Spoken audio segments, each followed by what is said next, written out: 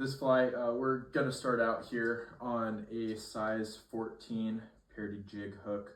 I typically tie this fly anywhere from a size 12, sometimes up to a 10, all the way down to a 20. Right now we're gonna be throwing some Umpqua Jig-Bomb beads on here. They're tungsten. You can use whatever color you like, but I prefer to go with the metallic black. That's definitely my favorite for this fly. It just helps it be a little bit more realistic. Hey guys, we're going to be tying up a fly pattern that I designed over in the Gunnison Valley. This fly has a couple different names, but primarily we call it the FRADDIS. So to get started, we're going to use some Semperfly thread. I believe this is 18-aught. Oh, this is 12-aught thread. I like to use a little bit smaller than your typical thread size. So we're just going to get this started on the hook here. Wrap it back a little bit, just break that off. And next step of this pattern is we need to secure this tungsten bead. So as you can see, these jig bombs like to kind of flop around and hang at the bottom first. So what I'm going to do here is I'm going to pinch it up and then move my thread right behind it, set up a thread dam, and you can do that by really just making a taper with your thread.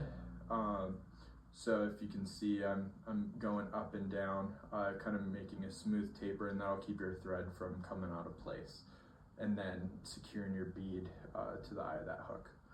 So we'll just unwind our thread a little bit, finish tapering that off, getting it nice and secure. And most of the time I do throw a bunch of super glue in right here. My super glue bottle is out of commission at the moment, so we're just kind of going with the flow here. So once that's set, we're gonna finish building this taper. We don't want it to be too thick, but we do want it to be noticeable. You'll see once we get to finishing up this fly that we don't want that taper to be too thick at the head right underneath the bead. So I'm gonna bring this thread body down right to the bend of the hook here. Finish up this taper, leave a little bit of room, about an eye and a half gap of room there at the front. Right where that barb on the hook is supposed to be, we're just gonna leave our thread. So the next material, you can use whatever tailing fibers you like best. I prefer to use a soft hackle. You could use CDC, whatever you like, but this is gonna be a chicken soft hackle. It's in like a dark party color. This is actually a Coq de Leon hen saddle feather. And I really like this because it's stiff enough to really hold its shape in the water, but it's also flowy enough to create a little bit of movement. So this tail doesn't necessarily have to represent a tail on a caddisfly. It's more there to help simulate that this fly is going to be moving. So the head of the fly could either be at the very back where this tail is being put in, or where the bead is, in representation to where the fish are going to be seeing. So right here we're going to measure out that tail. I like to go a little bit further because we're going to tie this tail in past the bend of the hook, and so it's going to be moving down that bend a little bit further down than where you would typically tie in a mayfly tail. Awesome. So we've got that in there. Perfect. So now we're gonna be moving up our thread base. We're gonna tie this up just to where we left that taper. Trip those tail ends here, those trimmings, so that those anyways, so once we get that trimmed off, unwind our thread a little bit, cover that up, and that brings us to the next step of this fly. So now we're just going to be getting prepped up for building the body. And so I like to use this extra small UTC ultra wire in silver. really to hold down the flash back of this fly. I don't want to be overdoing it with shine. I want it to be as natural with a little bit of flash as I can. But we're going to go ahead and start this wire off at the top end of the fly, and we're going to bring that over to the far side of the hook, which is what you're seeing right now. Bring that over and then tie that in just about to where that tail is. So now we'll wrap that thread back up, cover up all that silver wire, make sure everything's secured down. We don't want that coming out on us. And we'll bring our thread right back to about where the hook point is. Next material we're tying in is going to be Opal Mirage Tinsel. Cut off a couple inch length. Can use this for quite a few flies, but it's just easier to work with when you tie in once you cut off a couple inches here. So we're going to take that tinsel, we're going to tie it in, start it off right at the hook point, and then we're going to make sure that that is as centered as possible moving down the bend of this hook. And we're just going to end that off right about where the tail is, and then we're going to secure it all the way to the front, back to where it was, finish that taper, and then unwind our thread so we can just do a couple more cover wraps. I'll speed up this part of the video so you don't just have to watch me wrap and thread for a couple minutes here.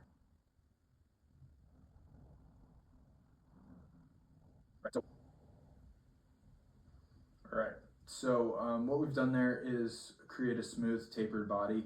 It doesn't have to be perfect, as this is an underbody for this fly, but it definitely helps with dubbing out the body.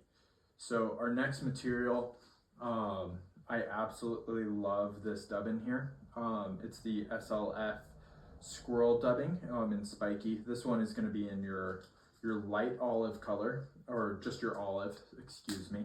And I use this for all of my hare's ear style flies now. So anywhere from dark olive, light olive, this fly in particular, and then they've got the natural colors as well. This stuff dubs on especially easy.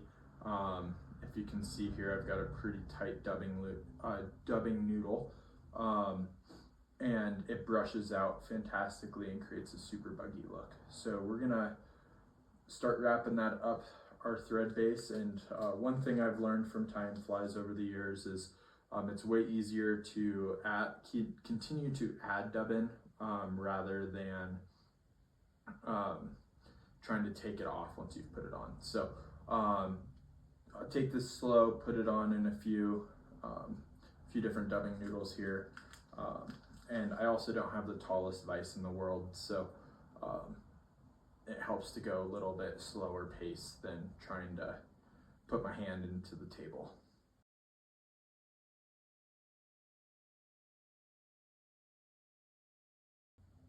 Awesome. So now that we've got this, that body dubbed up, our next step is going to be folding over this piece of flash. If you're trying to keep it a little bit simpler, you can just wrap the body with the flash. But I found that this keeps the fly from being too flashy, and just having a little bit of sparkle in there helps rather than having too much. So tie that in, snip off the excess, go ahead and save that so you're not wasting material. And then we're going to take our small silver wire, and we're going to take about 5 to 6 equally spaced turns up the body of the fly. This does two things for us. First, it creates a nice secure base for that flash tinsel. And then second, it provides a little bit of ribbing, a little bit of flash, but not too much to be spooking fish. So once I get that off there, tie that wire in. One little handy trick is if you snap it the opposite direction of where you tied it in, you can do 3, 4 little helicopter spins and that wire will pop right off. Sweet, so the next step of this fly is going to be creating a dubbing loop. What we're going to do is pull our thread, pinch it with your finger, make a loop, and it go around our hook, bring our thread around it 3-4 times, and then tie that off back to where we ended our body. So this is the part where we needed to leave space with our tapered body earlier. It's pretty crucial to give yourself a little bit of room here.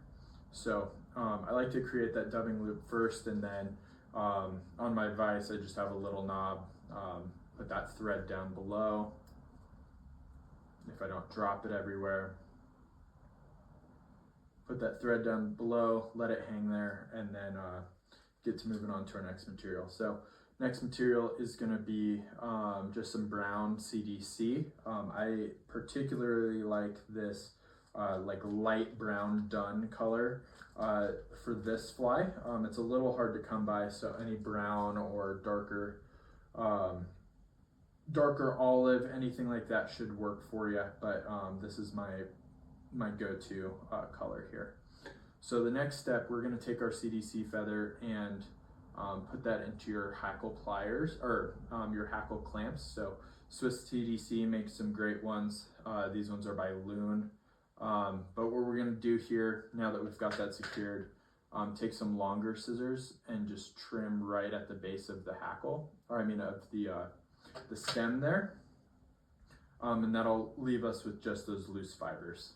So the next step of this fly is going to be putting these CDC fibers into our dubbing loop, and then we're just going to quickly let go of the clamp, tighten up our thread in our hands, and then let it go, and that'll secure that in place. So we're going to twist up the CDC, make our own little brush out of CDC here, and it's going to act just like a hackle feather would, a little looser than having a stem, and we get to kind of control how much we're going to be putting on rather than using that full hackle or full CDC feather with its stem. So once we get that spun up, we're going to just take some turns right at the base of that body,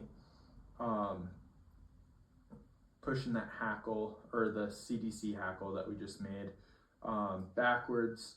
And you don't want this fly to be too bushy, but generally I like this amount of CDC a lot more than having it super sparse. So it's kind of the in between there. You don't want too much, but you also don't want none to be existent. So we're going to tie off this extra thread here, snip it free, and then we're just going to clean up those thread wraps before we get to the next step of the fly. So right here, we'll just preen all those CDC feathers backwards, clean this up a little bit, and then we're going to take our whip finisher and just throw a 2-3 turn whip finish in,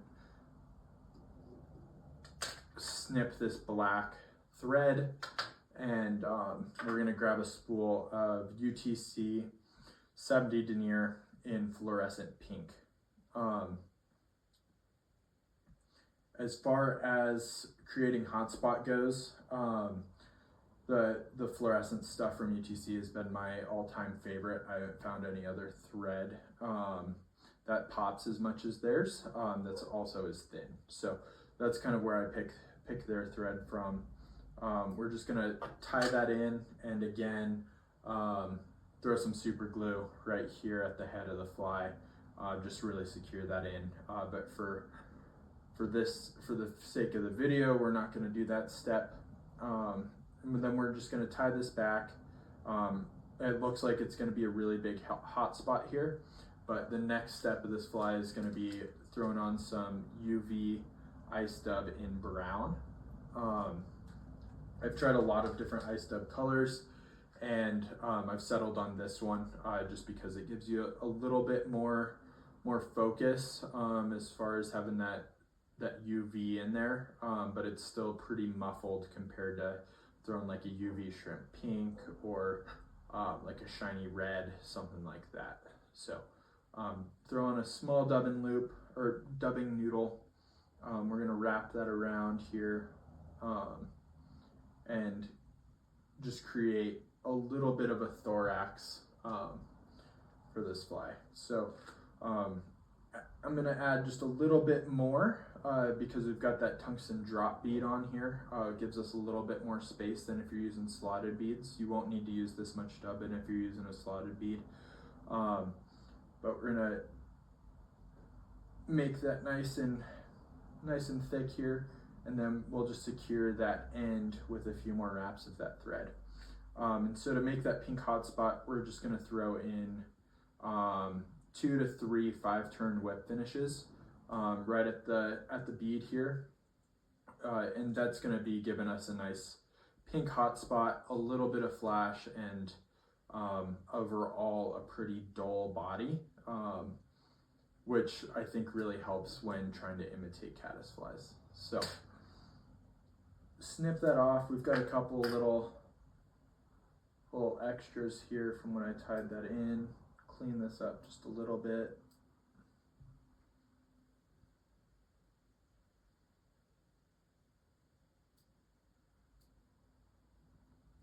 And another step you can do if you want to have your flies be super durable, you can flip this fly over here and dab some UV resin underneath that eye, and that should help that stay in place a little bit longer. But 3 to 4 whip finishes on the pink and on the pink thread really holds it together well. You'll have 15 to 20 fish before it starts to break, and then you've got another whip finish underneath that with the black thread. So this is the FRADDIS killer pattern, year-round. Primarily going to be fishing this in June through August, and then going down into the smaller size 16 to 20 sizes from September through the winter, and then in the spring mainly throwing perdigons and stuff and less caddisflies. So there you go. Get after it. Tight lines, everybody. Have a great day.